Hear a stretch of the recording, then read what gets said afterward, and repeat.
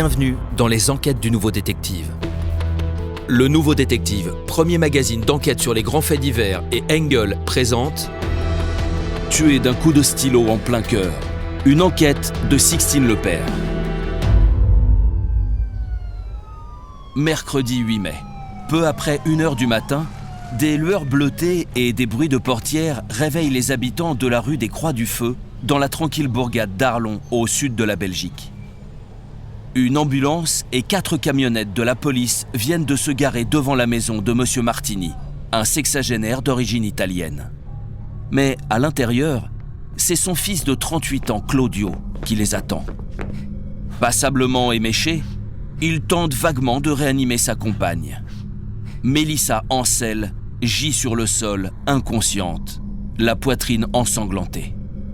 Ce n'est hélas pas la première fois que Claudio Martini la violente. Mais ce soir, ce n'est pas avec ses poings qu'il l'a cognée. Et le cas n'est pas banal. Laissez-nous, monsieur, on s'en occupe. Allez, massage cardiaque et oxygène, vite! Mais merde, faites quelque chose, ça fait 15 minutes que je la masse. Elle a perdu beaucoup de sang. Qu'est-ce qui s'est passé? C'est une blessure à l'arme blanche? Non, c'est pas un couteau. Claudio et Mélissa sont en couple depuis mars 2023. Ils se sont rencontrés durant une cure de désintoxication alcoolique. Ils voulaient remonter la pente ensemble. Mais c'est tout le contraire qui s'est produit. À leur sortie, Mélissa vient s'installer avec sa fille de 11 ans chez Claudio, à Erqueline. Lui, guitariste dans un groupe, est forcément rock'n'roll, mais pas dans le meilleur sens de l'expression. Addict à toutes les défonces, il est connu de la police pour des histoires de beuverie et de stupéfiants. Elle, une jolie brune de 37 ans, est un peu plus sage, mais elle traîne déjà un long passif de problèmes avec l'alcool. Leur vie commune ne tarde pas à faire des étincelles. Les voisins doivent supporter leurs excès, leurs nuisances sonores et leurs engueulades. Bourrés du matin au soir, les deux amants font en permanence un boucan insupportable qui ne s'arrête que lorsqu'ils s'endorment sur leur matelas, posé à même le sol de leur minuscule studio. La fille de Mélissa, heureusement, est rapidement sortie de cet enfer par les services sociaux qui la confient à une famille d'accueil. Il était temps. En octobre 2023, sa mère se retrouve à l'hôpital pour une vilaine blessure à la main. Elle est profonde, cette blessure. Vous avez bien fait de venir aux urgences. En plus, sa main, ça saigne beaucoup. Oui, en effet. Mais comment vous êtes fait ça? Vous êtes passé à travers une vitre? Non, c'est en épluchant des légumes. En épluchant des légumes. Vraiment. Ouais. Le médecin est dubitatif, mais n'insiste pas. On ne saura jamais la vérité. 3 mois plus tard, c'est cette fois Claudio qui se retrouve aux urgences avec un vilain hématome sur la tête. L'homme explique être tombé pendant une crise d'épilepsie.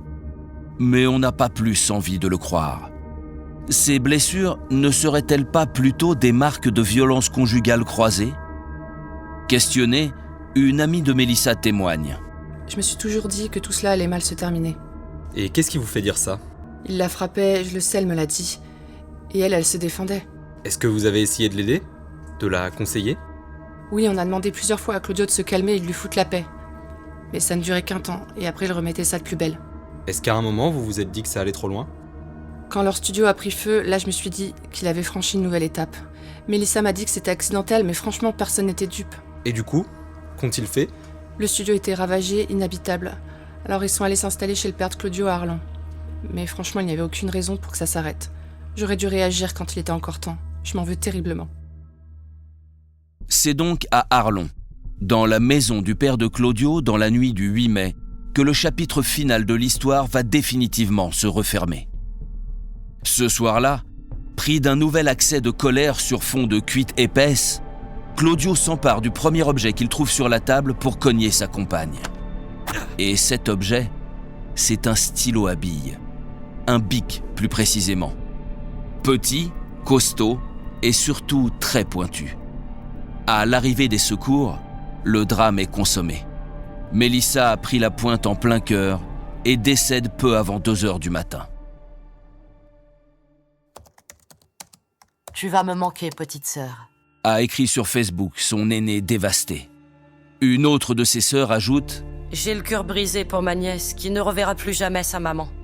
Claudio, j'espère que tu resteras longtemps en prison. Une amie de la disparue que nous avons pu rencontrer n'est pas tendre non plus avec le pseudo-guitariste de rock. Dès le début, je l'ai pas senti, cette ordure. J'avais raison. J'espère que justice sera faite. Mis en examen pour homicide, Claudio Martini, qui reste présumé innocent, dort aujourd'hui en prison, où les stylos laissés à disposition des détenus sont mous. Avec cela, il ne pourra faire de mal à personne. Pour ne rater aucun épisode, abonnez-vous à notre podcast sur votre plateforme d'écoute et retrouvez tous les mercredis nos enquêtes dans le magazine Le Nouveau Détective. Nos podcasts et nos enquêtes sont également disponibles sur lenouveaudétective.com. Si l'affaire n'a pas encore été jugée ou venait à passer en appel, nous rappelons que les protagonistes bénéficient toujours de la présomption d'innocence. Les noms et prénoms de certains personnages sont susceptibles d'avoir été modifiés.